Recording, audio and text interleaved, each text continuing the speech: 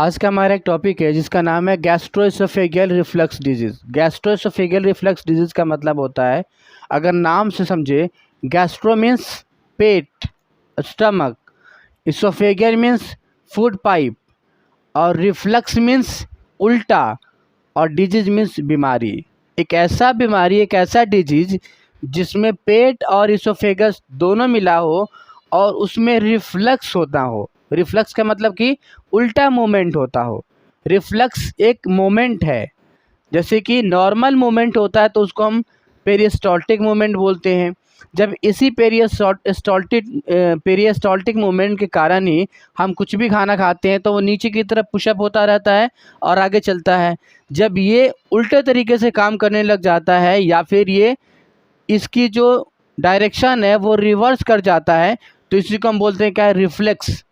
ठीक है, तो हम जानते हैं कि जो हमारा स्टमक है इसके अंदर बहुत सारा एसिड के रूप में HCl कंटेंट पाया जाता है। HCl इसके अंदर पाया जाता है। जब हम खाना खाएं या नहीं खाएं, हालांकि नॉर्मल फिजियोलॉजी में होता है, कई दफ़ा हमें खट्टी डकार आती है। खट्टी डकार आने का मतलब है कि जब हमारे स्टमक के अंदर कोई फूड नहीं होता है डाइजेस्ट करने के लिए और HCl का सेक्रेशन ज़्यादा हो रहा होता है, तब उस केस में ये HCl कई दफ़ा ये जो इसका लोअर इसोफेगियल जो स्फिंक्टर होता है, इससे ये लीक करने के कारण ऊपर की तरफ जाने लग जाता है। और अब हमें जब ऊपर जाता है तो हमें खट्टा खट्टा सा लगता है। वो खट्टा इसलिए लगता है क्योंकि HCl जाता है और इसके म्यूकोसल जो लेयर होती है इससे रिएक्ट कर जाता है, इसको बर्न करने लग जाता है, उसको जलाने लग जाता है और इसीलिए हमें जलन महसूस होती है। खट्टा खट्टा सा लगता है, बहुत बुरा लगता है, जलन लगता है ना। तो ये तो नॉर्मल फिजियोलॉजी जो नॉर्मल कभी कभी हो जाता है। दूसरा केस में क्या होता है, पैथोलॉजिकल में, जो इसका म्यूकोसल जो लेयर है किसी भी कारण से अगर ये जो इसका वॉल्व है, लोअर इसोफेगियल स्फिंक्टर वॉल्व, अगर ये रिलैक्स ना हो पाए, कॉन्ट्रैक्ट ही रहे, या फिर इसके अंदर इसकी जो मस्कुलेचर की जो इलास्टिसिटी है वो रिड्यूस हो जाए या ख़त्म हो जाए, तो ये ढीला पड़ जाता है। जैसे ढीला पड़ जाता है तो ये अपने फंक्शन को अच्छे से कर नहीं पाता और उस केसेस में एसिड है वो रिफ्लक्स करता है, यानी कि जो HCl कंटेंट है खाली पेट रहने पे वो ऊपर की तरफ जाता है, और जैसे ऊपर की तरफ जाता है तो इसकी जितनी म्यूकोसल लेयर है इन सबको बर्न करता है।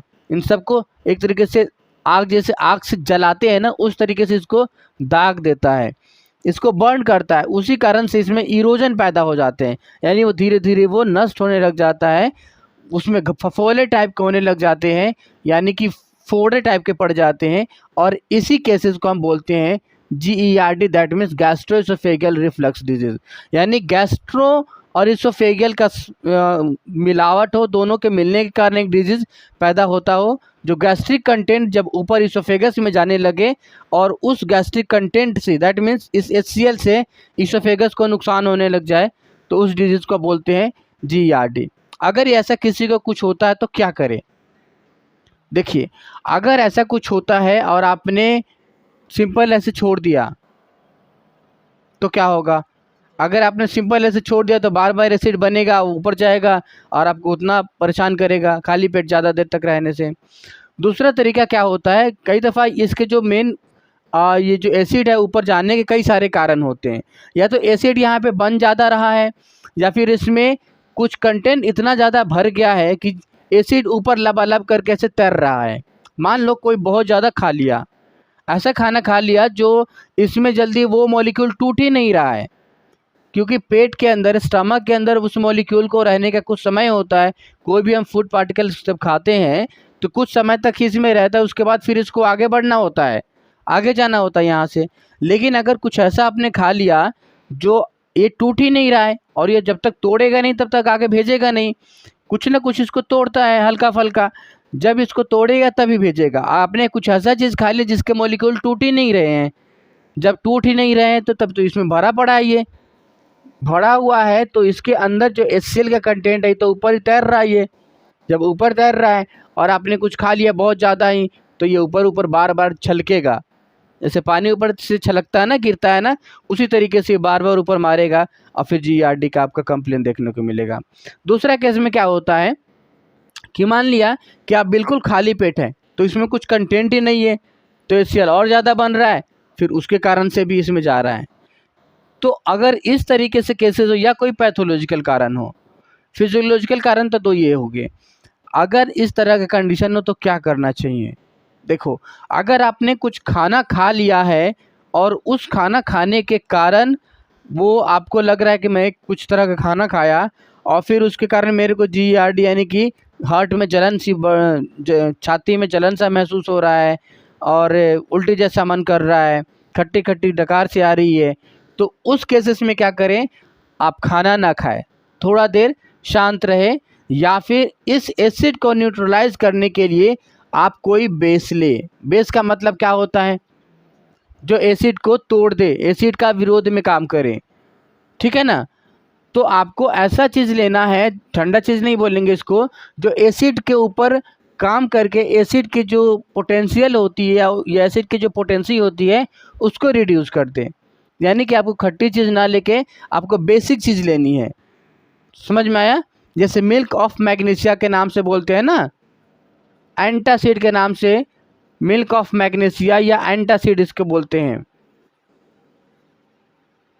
एंटासिड बोलते हैं ना। एंटासिड वो होता है जो एसिड के अगेंस्ट काम करे। एंट मीन्स अगेंस्ट, एसिड यानी कि एसिड के उल्टा काम करने, यानी आपको एंटासिड लेना है, that means milk of magnesia, या खाने पीने में ऐसी चीज़ आपको खानी है या पीनी है जो एसिडिक नेचर के ना हो, जो थोड़ी कड़वा नेचर के हो, वो बेसिक चीज़ें होती है। यानी कि जो कड़वा लगे वो चीज़ आपको खानी है, खट्टी चीज़ें नहीं खानी है जिससे एसिड का वो हो रहा हो। लेकिन अगर इसके अंदर फूड के कारण आपने कुछ खाया है, तुरंत हुआ है, तो आपको कुछ ऐसा खाना नहीं है। आपका खाली पेट है, फिर आपको ऐसा चीज़ महसूस होता है, तब क्या करें? तब आपको खाना है। इसका मतलब क्या है? खाली पेट में तो एसिड ही एसिड भरा हुआ है, तो खाना दे दोगे तो वो एसिड उस खाने को फिर तोड़ देगा, उसमें इन्वॉल्व हो जाएगा और फिर फाइनली आपको एसिडिटी कम होगा। तो ये एसिडिटी के जो कंप्लेन है वो दो कंडीशन में भी देखने को मिलता है। खाना खाने कुछ ऐसा खा लेते हैं तो खाना खाने के बाद भी होता है, या खाली पेट रहने के बाद भी होता है। तो आपको सोचना है, या नॉर्मल फिजियोलॉजी में आपको ये देखना है कि अगर आपको खाना खाने के बाद एसिडिटी होती है तो उस तरह के खाना को अवॉइड करें जो आपको एसिडिटी करा देता है, पहला चीज़। और अगर ऐसा होता हो तो आप एंटासिड वगैरह ले लें, और एंटासिड ज़्यादा मात्रा में ना ले, जितनी ज़रूरत हो बस उतना ही। अगर आपको खाली पेट रहने पे अगर एसिडिटी बनती है, तब उस केसेस में आपको ज़रूर कुछ न कुछ समय के बाद थोड़ा थोड़ा खाते रहना चाहिए, ताकि एसिड बनता रहे, तो उसको न्यूट्रलाइज करने के लिए जो आप खाना लेंगे उसमें न्यूट्रलाइज हो जाए।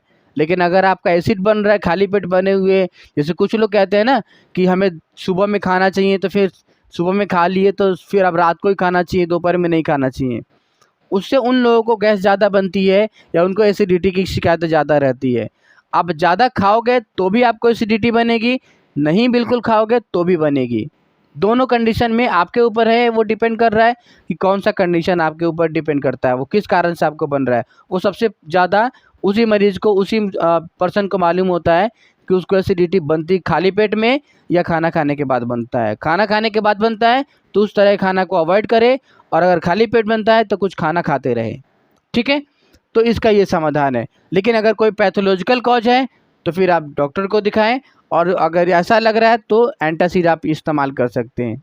नॉर्मल जो गैस की दवाई होती है वो भी उसी को हम बोलते हैं ये, ठीक है। तो ये हमारा गैस्ट्रोएसोफेजियल रिफ्लक्स डिजीज़ है।